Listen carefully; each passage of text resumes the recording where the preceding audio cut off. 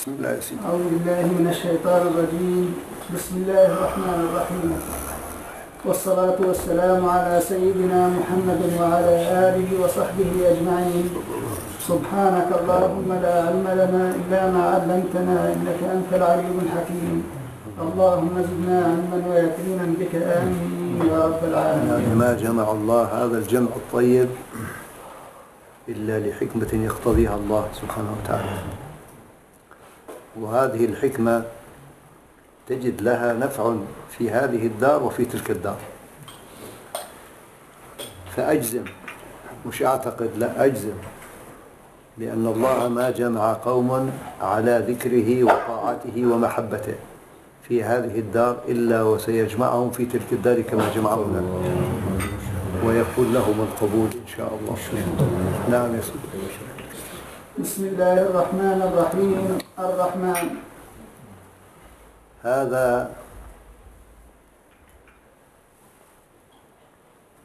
هذا اسم ثقيل، الرحمن، يعني لا يتسمى به غيره سبحانه وتعالى، وإنما يكون اسم مركب، عبد الرحمن.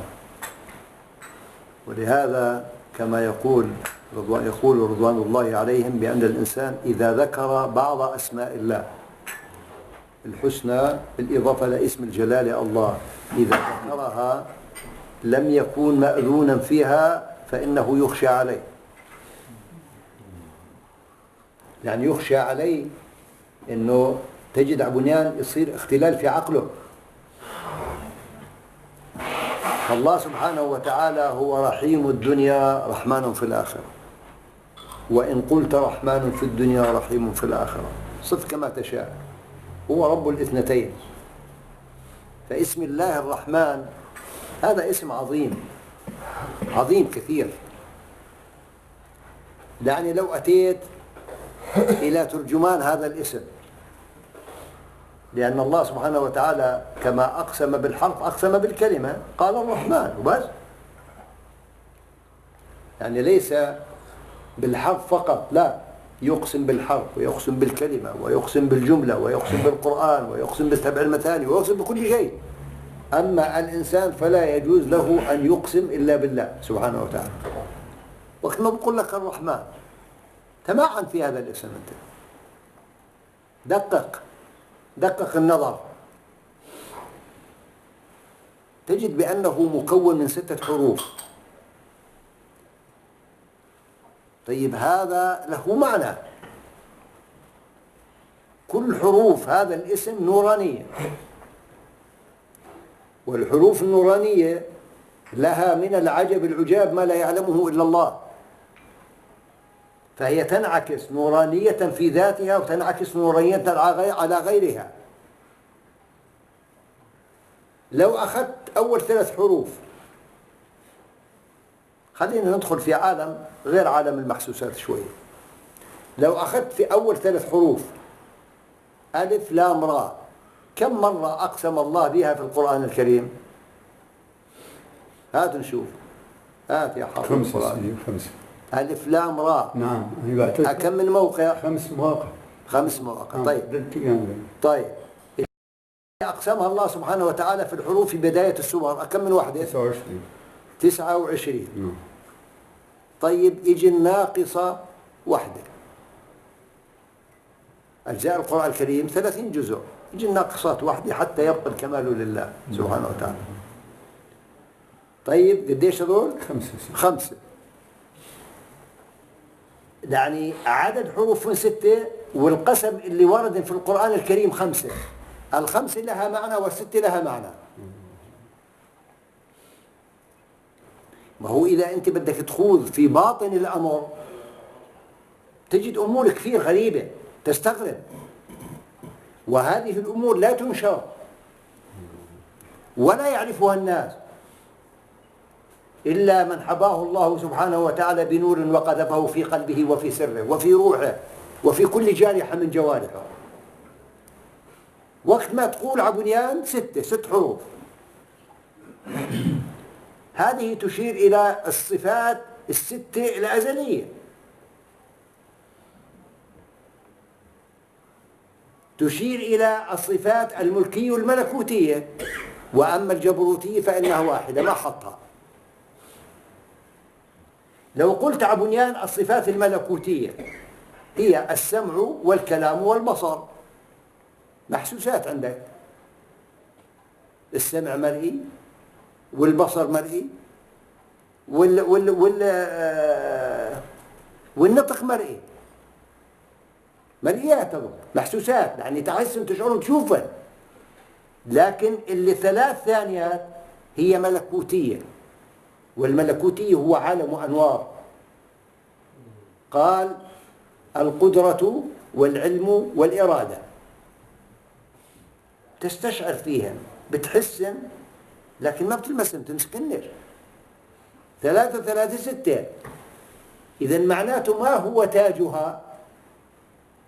تاجها الناحية الحياة وهي الجبروتية، هذه أخفاها في اسمه الأعظم وهو اسم الله سبحانه وتعالى. لم يضعها في أسمائه الحسنى، ما وضعها، وضعها في ذلك الاسم فقط. ولهذا تجد ال6 حروف تشير إلى يعني الصفات الملكوتية، الملكية والملكوتية. أما الناحية الجبروتية فإنها تاج، وهذا التاج لا يظهر إلا لأهله، مش لكل واحد، لا يظهر إلا لأهله، ولا يدرك مكنونه إلا أهله. طيب لو اجيت عبنيان وقعا في 5 مواقع، ألف لام راء، إذا نخوض في هذا ما بنطلعش منه من 5 6 ساعات. لو اجيت لألف لام راء وقعا في 6 مواقع في القرآن الكريم، في 5 مواقع. طيب ال5 ماذا تعني؟ دير بالك، جاب الجبروتية فيها لكن من طرف خفي. الهاء تشير إلى الإحاطة، وقت نكون 5 ها تشير إلى الإحاطة. والله سبحانه وتعالى يقول والله من ورائهم محيط. إذن هذه الإحاطة هي عينية، في حق صاحبها ذاتية. أما إذا قلت أنت عينية أو غيرية فقد أخطأت، هي لا توصف، ليس لها وصف. ولهذا هاء الهوية ليس لها وصف، وهي خلاصة اسم الله، هي الخلاصة. لو قمت هذه الهاء من اسم الجلال الله لبقي كله نفي في نفي. إذا ما هو جوهرها وعينها؟ هي الهاء. إذا هاي الألف لام راء اللي أتت في 5 مواقع هي تشير إلى هاء الهوية، وهاء الهوية هي عالم الجبروت. إذا معناته وقت ما تقول الرحمن اكتمل فيه كل الأشياء. ليش بنقول عبنان إنه ذكره صعب ممكن الإنسان يخشى عليه؟ إذا اكتمل فيه الملك والملكوت والجبروت، ولكن الجبروت أتت بناحية مخفية ليس ظاهرة. طيب وال3 حروف الثانيات حاء وميم ونون، إذا وضعت مع بعض ليس لها معنى، ما لهمش معنى. يعني تقول حمل إيش؟ ليس لها معنى. إذا لا يكتمل معناها إلا بما سبق من حروف اسم الرحمن، لا يكتمل معناها. ولا يكتمل ألف لام راء إذا من ناحية النص أو من ناحية الكلام لا يكتمل معناها إلا بالشق الآخر. إذن البسط يكون ملائم للمقام، ألف لام راء بسط وحاميم نون هي مقام. إذن إذا توافق البسط والمقام تم هنا المعنى. طيب لو أتيت إلى هذا الاسم من ناحية شمولية تجد بدايته ألف ونهايته نون. لاحظ أنت قديش يعني الله، لاحظ أنت قديش مغزى الله سبحانه وتعالى في القرآن الكريم. وقت ما تقول أوله ألف، الألف يشير إلى الوحدانية، ولهذا قالوا الألف هو آدم الحروف يسبقها. إذن أتى في البداية. طيب أتى في النهاية النون، ما أقسم الله سبحانه وتعالى بحرف منفرد إلا في 3 حروف، في نون وقاف وصاد، ما عداها أقسم بحروف متصلة. طيب هذه النون أتت في الأخير، هي تشير إلى نهاية المعنى، فالنون يعني فاتحة ذراعيها إلى أعلى، هي تشير إلى عالم العلو، والنقطة هي عدمية تشير إلى عالم العلو، إلى الملأ الأعلى. دائما تسبق النقطة الحروف، الآن العكس، الآن سبق الحرف النقطة، فالنقطة هي أصل والحرف هو فرع.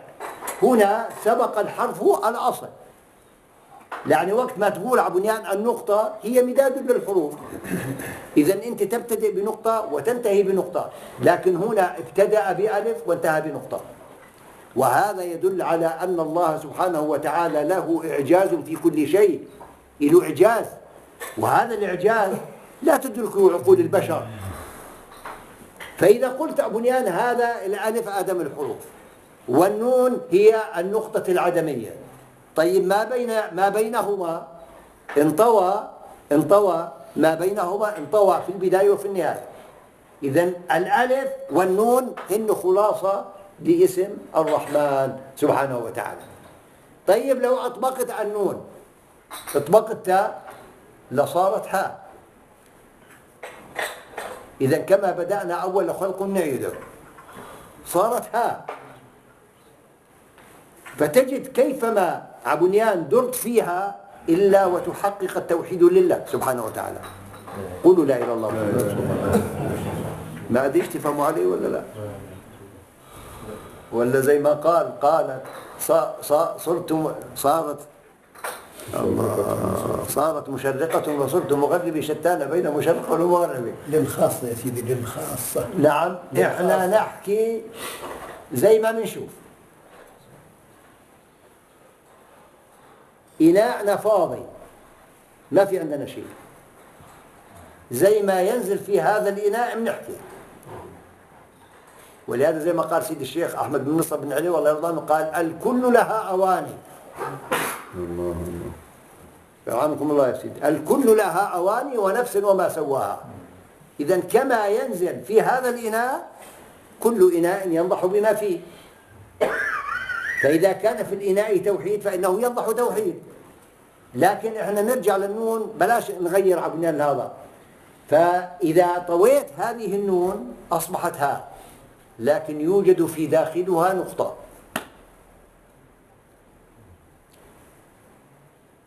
إذا هنا الهاء ليست مفرغة. ولهذا كثير من الأخوان وقت ما يذكروا بنقول له يا سيدي يتشخص معك الاسم لكن ضم الهاء، أما إذا أتت معك مفتوحة فلو وضعت فيها السماوات السبع والأراضين السبع تطوين فيها. إذا لا بد من التقييد، والنقطة هنا لها معنى داخل الهاء. اطوي النون بتصير هاء داخلها نقطة، إذا لها معنى. انت العين تبعك هذا البياض اللي حولها لولا البؤبؤ ما بتشوفه، ما بتشوف. لون البؤبؤ هذا الأسود ما بتشوفه، إذا هو داخل العين، نقطة في العين. فلولا هذه النقطة لما قام اسم الله الرحمن. طيب هذه النقطة إذا وسعتها فإنها تملأ الفراغ، تملأ في كله، وإذا ضيقتها فإنها تشير إلى العدمية. إذا وسعت وملأت الفراغ خرجت عن العدمية، ما ظلت عدمية، صارت ها ما ظلت عدمية. أما إذا بقيت داخل هذا الفراغ نقطة فإنها تدل على العدمية. إذا لا بد من الوجود ولا بد من العدم. دائما يعني يبتدأ بالعدم ثم بالوجود. إذا الوجود مستمد من العدم. هنا العكس في اسم الله الرحمن، وجود ثم في الأخير عدم. إذا تجد الإنسان عبنيان الجمع على الله سبحانه وتعالى ليس من ناحية القلوب بس، حتى ممكن إنه الشيخ يجمع المريد على الله من ناحية الحرف، يجمعه على الله من ناحية الحرف. ولهذا تجد كثير من الأخوان وقت ما يذكروا ما بتشكل معهم الاسم كامل، بيجي ألف ولام وهاء بيجدي، بيجي ألف وهاء بيجدي، بيجي لام وهاء بيجدي، بيجي لام ولام وهاء بيجدي، تيجي لهذا حالة بيجدي. إذا كل الحروف لاسم الجلالة الله موصلة إلى معرفة الله، لكن إذا سحبت منها لا ما بقيت مع الهاء، يعني أي حرف إذا بيجي بدون الهاء لا فائدة فيه. ولهذا يقول من قال إله لله له الله فإنه يذكر اسم الجلالة الله. ربنا سبحانه وتعالى ماذا يقول عن سيدنا إبراهيم؟ يقول إنه كان أواه حليما. الرسول عليه الصلاة والسلام ذهب الصحابة معه ليزور واحد من الصحابة مريض، فسبقوه الصحابة وجدوه يقول صيح، فدغنوه، قالوا له الرسول جاي اسكت صلى الله عليه وسلم، فسمعهم الرسول صلى الله عليه وسلم قال دعوه يئن، فإن المريض يرتاح للأنين لأنه يذكر اسما من أسماء الله سبحانه وتعالى. ولهذا الإنسان يعني مرة إذا بده يفرج يقول فرج عنه، يعني تجدها فطرة عنده لكن لا يدرك معناها، أما إذا نفعه الله فإنه يدرك معناها. هيوت يا أخوي اجتمع الألف في اسم الله الرحمن بالأول والهاء بالأخير هاي اجتمعن هيوت. إذا معناته كل أسماء الله الحسنى تنطوي في اسم الجلالة الله يعطيك. وقت ما تقول ألف وهاء، هاي اسم الرحمن أول ألف والأخير عبنيان النون، وقت ما أطبقت شو صارت هاء، هيوتك أنت يا عبنيان. إذا كل أسماء الله الحسنى مطوية باسم الجلالة الله. ولهذا قالوا من ذكر اسم الجلالة الله فكأنما ذكر الله بكل أسمائه الحسنى، وهذا الصح. فكيف ما تحللها إلا وتجد العجب العجاب في قدرة الله سبحانه وتعالى. طيب أنت وقت ما تيجي تصلي أنت بتكتب اسم الجلالة الله قاعد. إن قلت مثلا في الوقوف ألف وفي السجود هاء بتكتبها، وإن قلت عبنيان في الوقوف ألف وفي الركوع لام وفي السجود هاء كتبت إله. وإذا قلت عبنيان في الوقوف ألف وفي الركوع لام وفي الركوع الثاني لام وفي السجود هاء كتبت الله. إذا أنت تكتب اسم الجلالة الله وأنت لا تشعر. ألا يشهد لك هذا يوم لقاء الله سبحانه وتعالى؟ إذا تشهد الجوارح، أنت قاعد بتكتب بجوارحك تكتب اسم الجلالة الله، فلماذا لا تكتبه في قلبك؟ هذه حجة من الله على الإنسان، أنت تكتبه في حواسك في جوارحك، لماذا لا تكتبه في قلبك هذا الاسم وتثبته حتى يكون هو وصلك مع الله سبحانه وتعالى. طيب لو أخذت الوسطانيات باسم الله الرحمن شو ظلن؟ جيم الألف والنون شو ظلن؟ رحم، مش هيك؟ رحم. الألف ألف ولام للتعريف، وقت ما يورد الاسم بألف ولام كيفما ورد هو، يعني لا ما بتعتبره اثنين. أما إذا إجا بدون ألف ولام كيف ما ورد فإنه مستقل بذاته. طيب وقت ما يقول لك عبنيان رحم هو من الرحمة، ولهذا وقت ما قالوا رحمن في الدنيا رحيم في الآخرة صح. إذا يحصل توافق ما بين اسم الله الرحمن واسم الله الرحيم. ماذا يختلفن؟ بيش بيختلفن؟ بالنون والياء، مظبوط ولا لا؟ الرحيم فيه ياء والرحمن فيه نون، بقية الحروف زي بعض، ألف ولام وراء وحاء، مظبوط ولا لا؟ وميم، هذول متفقات. إذا اختلفن بالياء وبالنون. طيب الياء عليها نقطتين تحت، تمنى أقول لك إن يتوافقن. الياء عليها نقطتين تحت يشير إلى عالم السفليات، والنون عليها نقطة فوق تشير إلى عالم العلويات. إذا حققوا مراد الله سبحانه وتعالى في خلقه، تشير إلى الملأ الأعلى وتشير إلى الملأ الأدنى. إذا الحروف بإعجازها تدلك على قدرة الله، تدلك على توحيد الله سبحانه وتعالى.